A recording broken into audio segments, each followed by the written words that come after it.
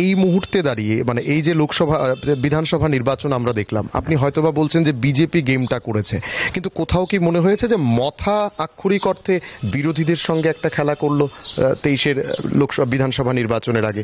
বারংবার আপনারা মিটিং করেছেন, বারংবার দেখা করেছেন, প্রদ্যুৎ কিশোর দেববর্মনকে আপনার সঙ্গে বসে কথা বলতে দেখা গেছে, তারপরেও কেন এই ধরনের একটা সিদ্ধান্ত? পলিটিক্স করি মানেই অন্য আরেকজন একটা দল করলে সঙ্গে কথা বলবো না, সেটা হতে পারে না। তো সে শিক্ষা আমরা অন্তত নেইনি। ভারতীয় জনতা পার্টি কেউ যদি বসতে চায় আমরা গিয়ে দেখা করতে পারি, কোনো প্রবলেম। প্রদ্যুৎ কিশোর দেব আমাদের পরিবারের লোক ছিল, কাজে এর প্রতি আমাদের ভালোবাসা, শ্রদ্ধা, ভক্তি সবটাই রয়েছে, ওটুটা এখনো। প্রবলেম হচ্ছে এদের ফাঁদেও যে পা দিয়ে দিল এবং ওকে যে ডিসক্রেডিট করতে চলছে ভারতীয় জনতা পার্টি, এটা এখনো না বুঝলো কবে বুঝবেও।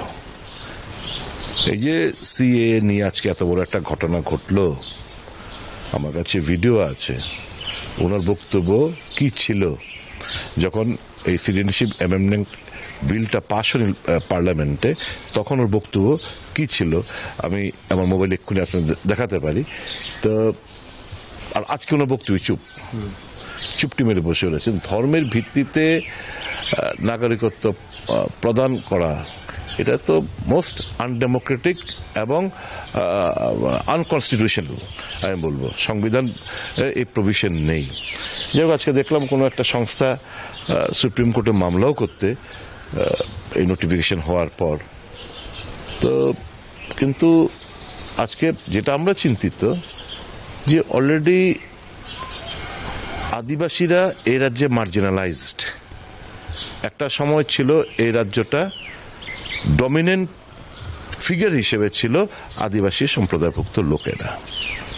তারপর বিভিন্ন সময় বাংলাদেশ থেকে, পূর্ব পাকিস্তান থেকে লোকরা এসে ত্রিপুরায় অনেকে সেটেলমেন্ট হলো।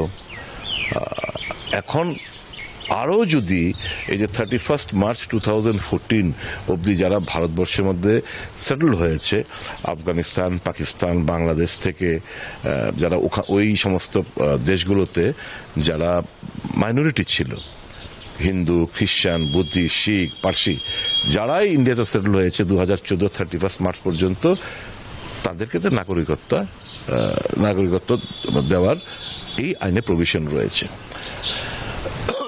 আমি বলবো সেটা ফার্দার মোর আমাদের রাজ্যে আদিবাসীদের মার্জিনালাইজ করা আরো একটা বড় চক্রান্ত।